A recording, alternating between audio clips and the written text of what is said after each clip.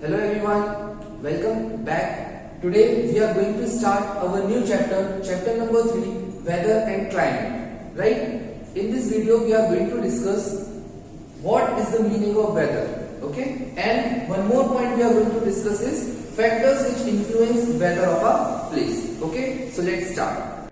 People living in the different parts of the world have different lifestyles.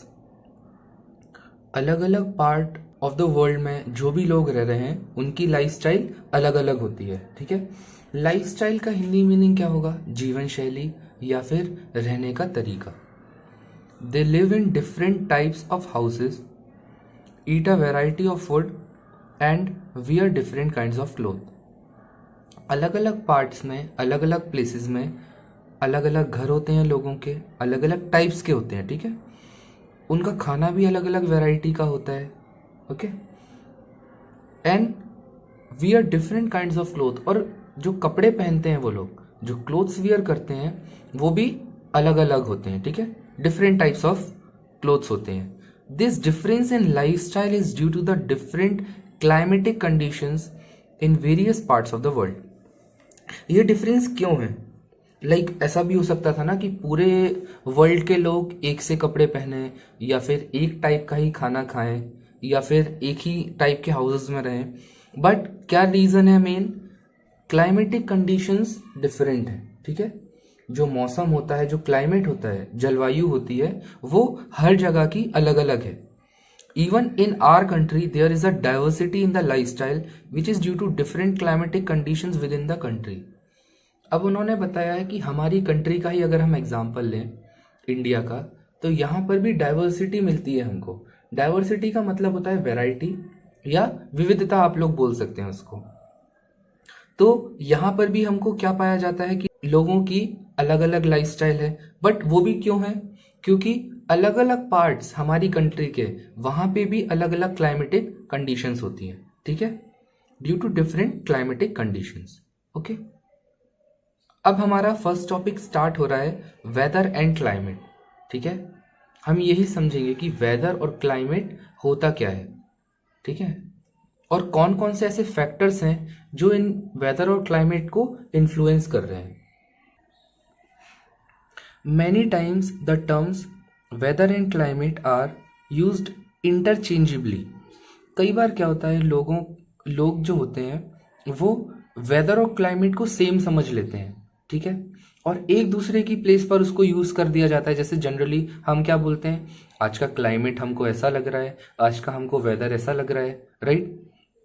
But the fact is that these two are not the same. But fact क्या है, reality क्या है, ये दोनों same नहीं है. पहले हम देख लेते हैं वेदर क्या होता है. ओके.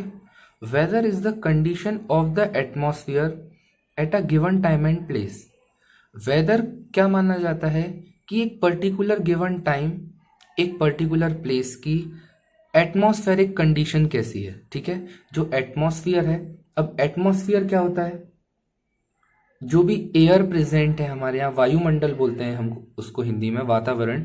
तो एक पर्टिकुलर प्लेस की एक पर्टिकुलर टाइम पर क्या एटमॉस्फेरिक कंडीशन है, वो क्या कहलाती है? Weather. It may not remain constant even for a single day. और वो हो सकता है कि पूरे एक सिंगल डे के लिए भी वो कांस्टेंट ना रहे. अब कांस्टेंट का मतलब क्या? लगातार ना रहे. हो सकता है एक दिन में कभी जैसे या तो क्लाउडीनेस हो जाए, राइट, बादल आ जाए, अचानक से हो सकता है सनलाइट तेज आ जाए, अचानक से बारिश भी हो सकती है. So this is weather. Right. ये कांस्टेंट नहीं है, फ्रीक्वेंटली चेंज होती रहती है. That is why we often describe weather as sunny, warm, cloudy, rainy और कोल्ड. इसलिए हम वेदर को कैसे डिस्क्राइब करते हैं? अगर हम एक सिंगल डे की बात करें कि वेदर कैसा हो सकता है, सनी हो सकता है, जैसे सन निकला हो सकता है, वार्म हो सकता है, गर्म लग रहा है जैसे हमको, क्लाउडी हो सकता है, क्लाउडी मतलब कि वहां पर क्लाउड्स हैं, रेनी हो सकता है, अगर अचानक से बारिश हो जाए तब हम क्या बोलेंगे कि वहां का वेदर कैसा है, रेनी है. कोल्ड भी हो सकता है. ठीक है. The basic factor that determine weather are. अब ऐसे कुछ बेसिक फैक्टर्स हैं जो क्या डिटरमाइन करते हैं वेदर. डिटरमाइन करना मतलब तय करना. ओके. कौन कौन से फैक्टर्स हैं ऐसे?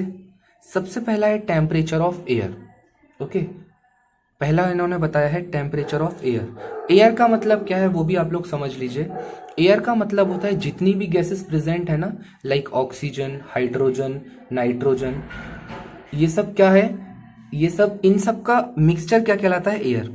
तो एयर का जो टेम्परेचर है वो भी कहीं ना कहीं वेदर को इन्फ्लुएंस करता है। प्रेसिपिटेशन, ठीक है, प्रेसिपिटेशन क्या होता है स्टूडेंट्स, जैसे आपने पढ़ा है इवोपरेशन हुआ, मीन्स जो वाटर है प्रेजेंट वो वाटर वेपर्स के फॉर्म में हमारे एटमॉस्फेयर में गया, ठीक है। फिर उसका क्या होता है, कंडेंसेशन, क्लाउड्स फॉर्म होते हैं। प्रेसिपिटेशन वो चीज होती है कि जब क्लाउड्स फॉर्म होते हैं और बारिश जब होती है ना क्लाउड्स फॉर्म होने के बाद, वो प्रोसेस कहलाती है प्रेसिपिटेशन। तो कहीं ना कहीं प्रेसिपिटेशन भी क्या डिसाइड करता है, वेदर। थर्ड पॉइंट है विंड। विंड क्या होती है, विंड भी आप लोग समझ लीजिए। एयर का मीनिंग मैंने बताया कि जो गैसियस मिक्सचर है, जितनी भी गैसेस हैं उनका मिक्सचर क्या कहलाएगा, एयर। बट विंड क्या है, विंड हवा होती है। जब एयर जो है मोशन में होती है, तेजी से चल रही होती है, उसको हम क्या कहते हैं, विंड। विंड भी कहीं ना कहीं वेदर इन्फ्लुएंस करती है। एटमॉस्फेरिक प्रेशर, देखिए एटमॉस्फेरिक प्रेशर का मतलब है जो एयर्स है ना, जितनी भी एयर है, जितनी भी गैसेस हैं, वो कितना प्रेशर क्रिएट कर रही हैं एटमॉस्फेयर में, वो कहलाता है एटमॉस्फेरिक प्रेशर। क्लाउडीनेस, क्लाउडीनेस होता है जो बादल है ना, बादल प्रेजेंट होते हैं, वो कहलाता है क्लाउडीनेस। वो भी हमारी क्या, वेदर को इन्फ्लुएंस करता है। एंड लास्ट पॉइंट है ह्यूमिडिटी।